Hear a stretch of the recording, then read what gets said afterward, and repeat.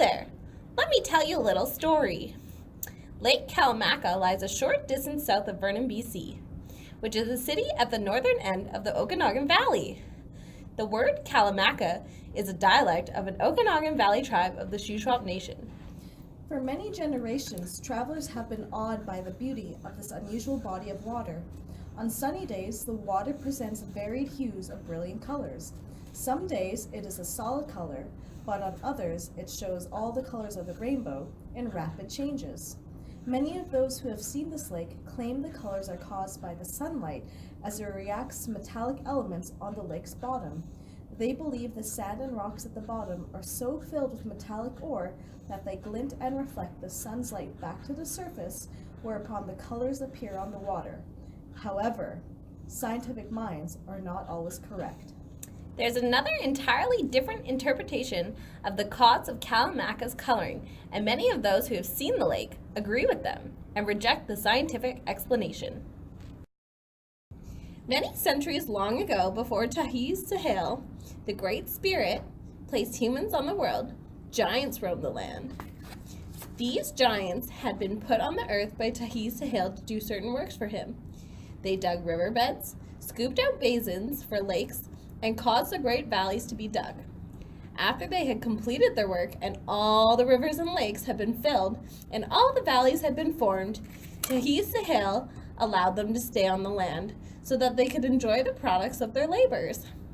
The giants became hunters and fishermen and did everything present-day humans do, so as long as they obeyed the laws of Chayla and lived peaceful lives. Then one day, following a great rainstorm, there appeared in the sky a huge, beautiful rainbow that stretched across the entire land from the East Mountains to the oceans. It was so beautiful that the giants knew it had been placed there by Chayla, but they did not know the reason. After a few days had passed, the giants decided that it had been placed there for their use, and they began to consider ways of dividing the many colors among them. They wanted the colors so that they could dye their clothing and ceremonial robes in bright shades.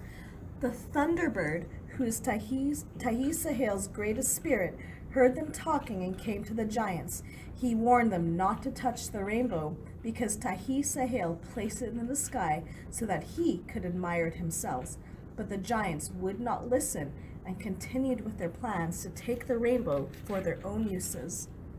The leader of the giants, however, wanted the rainbow for himself. He looked at it for a long time and then decided that it would make the perfect bow for his own use. With such a great weapon, he reasoned he could become the mightiest hunter in the entire world. He made plans to capture the rainbow for himself. So early the very next morning, before the other giants were ready to venture forth to take the rainbow from the sky, he left his lodge and strode across the valley to where one end of the rainbow was located. He climbed a high mountain, reached up and grasped the rainbow in his mighty fist, wrenched it from the sky, and carried it to the ground.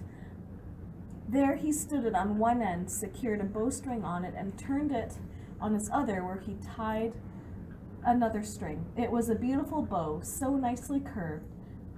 The giant tested his new bow. He drew it back and it bent in a perfect arc. He was pleased with his new weapon.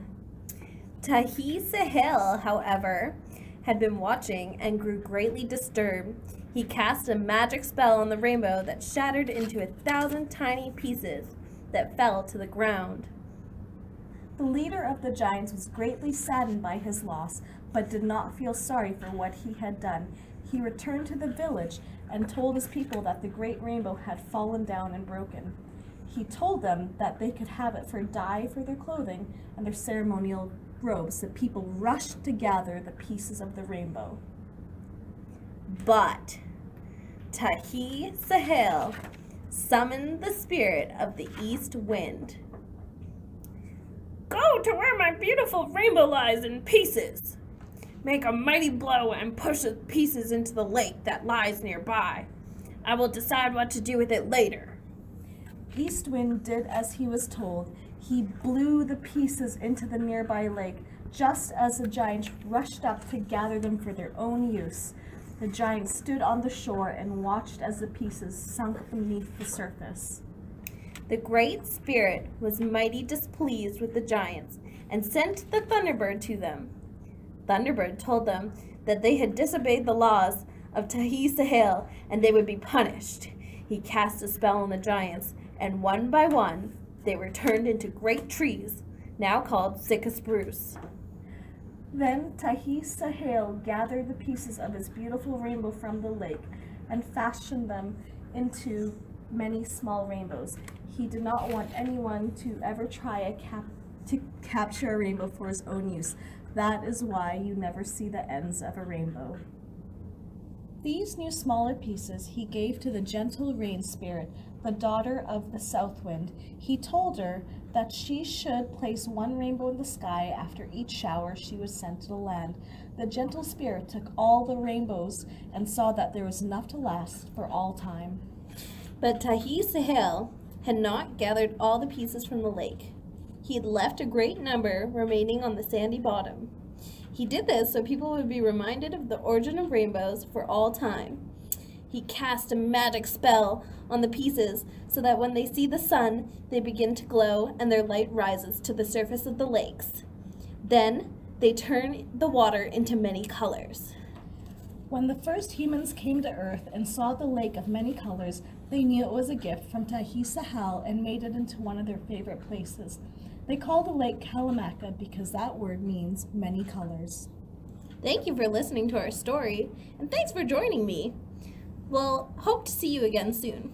Bye!